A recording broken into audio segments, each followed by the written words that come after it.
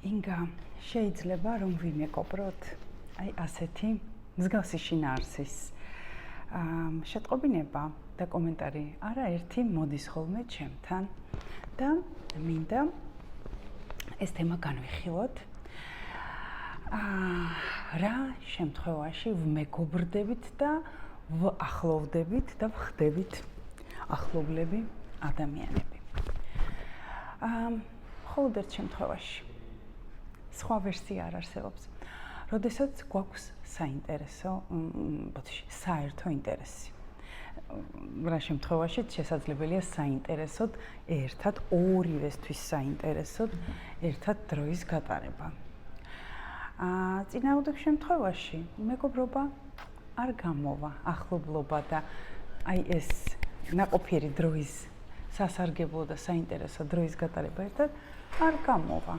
იმიტომ რომ მაგალითად მე არ მაინტერესებს მანქანები სიტყვაზე, არც მათი აგებულება, არც მათი მახასიათებლები და ასე შემდეგ. ერთადერთი რაც მანქანაში მაინტერესებს ეს არის მისი სილამაზე და ის რომ შემიძლია ჩავშლი და გადავადგილდე მორჩა.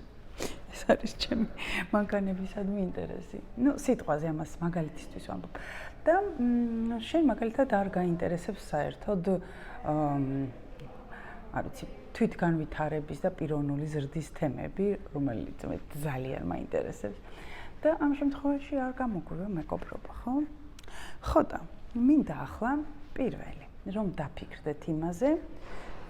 არ მომწონს ეს ჩემი თმები რაღაცა გამეწეწა და შევიკრავ მოდი. მოგწონთ ის კონტენტი, რომელსაც მე ვქმნი? თუ მოგწონთ, დამიწერეთ რა მოგწონთ. თუ არ მოგწონთ, ესეც დამიწერეთ, რომ გავითვალისწინო. შესაბამისად მოიწონეთ ან დაიწუნეთ ვიდეო, ხოლო თუ თქვენთვის სასარგებლო ინფორმაცია იყო ამ ვიდეოში, აუცილებლად შეინახეთ რჩეულებში, არ დაგავიწყდეთ და გაუზიარეთ თქვენს მეგობრებს ეს სასარგებლო ინფორმაცია. ამით მე დიდ мотивაციას მომცემთ და ძალიან დამეხმარებით. წინასწარ მადლობა. პირველი. თქვენს მეგობართან, აი ყველაზე უახლოესი მეგობარი ვინც გყავს. იმასთან ერთად, იმასთან რა თემაზე მეგობრობთ, დაფიქრდით. შეიძლება ორივეს პატარა ბავშვები გყავს, ან შეიძლება ორივე ვართ რაღაცა სამსახურის ძებნის პროცესში სიტყვაზე და ამის გამო შეიძლება. რა თქმა უნდა, მარტო ერთი მაჩვენებელი არ არის, იქ როგორც წესი რამდენიმე მაჩვენებელია ხო. აი რა თემაზე მეგობრობ შენს მეგობართან. და მეორე, ვისაც ჩემთან მეგობრობა გსურთ, რა თემაზე ვიმეგობრებდით, როგორ გონიათ? რით შეიძლება რომ ვიყო თქვენთვის საინტერესო? მეც ვიტყვი, რით შეიძლება და ვარ ადამიანებისათვის საინტერესო.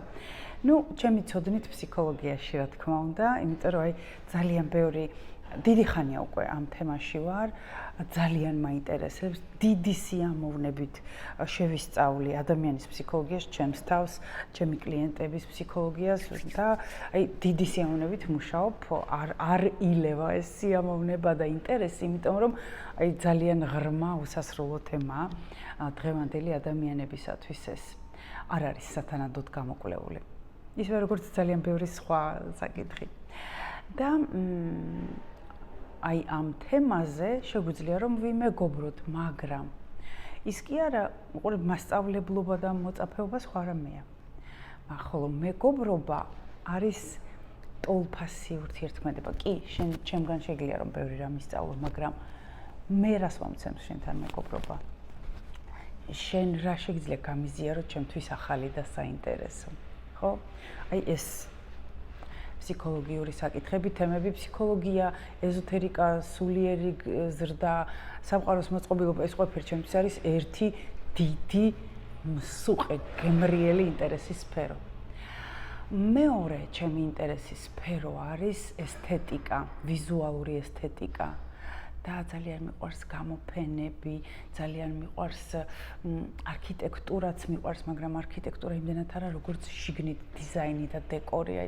გიშდები ლამაზ ინტერიერებზე, ლამაზ დეკორზე, სხვადასხვა ახალ ლამაზ განსხვავებულ რაღაცებზე და შემიძლია როგორ მიყვარს მაღაზიები კი იცით ესეთი სადაც დეკორი და ხელით რაღაცის კეთება, ჩემი ხელნაკეთისაყური. ხო და ამ თემაზე რეალურად შეგვიძლია რომ ვიმეგობროთ თუ რაღაცა ბანალობებს არ ქმნი. თუ იმძივი ავაწყვე და ეს ხელოვნება მგონია არა. უნდა რაღაცა ფასეულს და განსხვავებულს ქმნიდე. კიდევ რა თემაზე შეგვიძლია ვიმეგობროთ? ურთიერთობების თემაზე. ძალიან ახლოს არის ზოგადად ადამიანის ფსიქოლოგიასთან, კი არა და მისი ნაწილია. ქალისა და მამაკაცის ურთიერთობები, სიყვარულობები, ინტიმური მხარე, წყვილი და წყვილთან დაკავშირებული ვნებათა ღელვანი და თუ კი ადამიანს აქვს შესაბამისად ცოდნა და გამოცდილება მრავალფეროვანი და ის კი არა რომ არ ვიცი, ბევრი ცოლი ყავდა, ან ბევრი ქმარი ყავდა, ან რა ვიცი, ბევრი საყვარელი ყავდა. არა, თუ ადამიანს აქვს თვითრეფლექსიის უნარი, ანალიზის გაკეთების უნარი, რომ აი ეს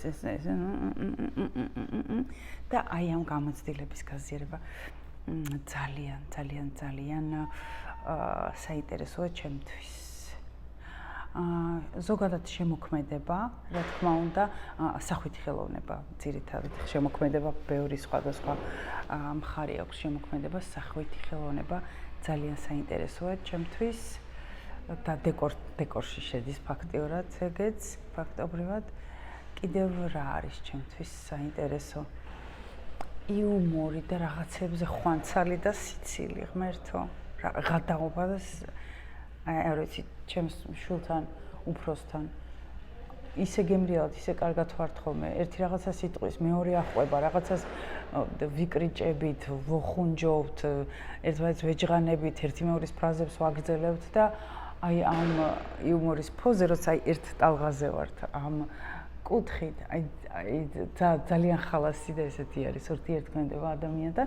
მარტო მარიამთან არ ვარ ესე, ჩემს მეგობრებთან ჩემს ირმულიკასთან ვარ ესე და ძალიან მიყვარს მასთან ერთად დროის გატარება.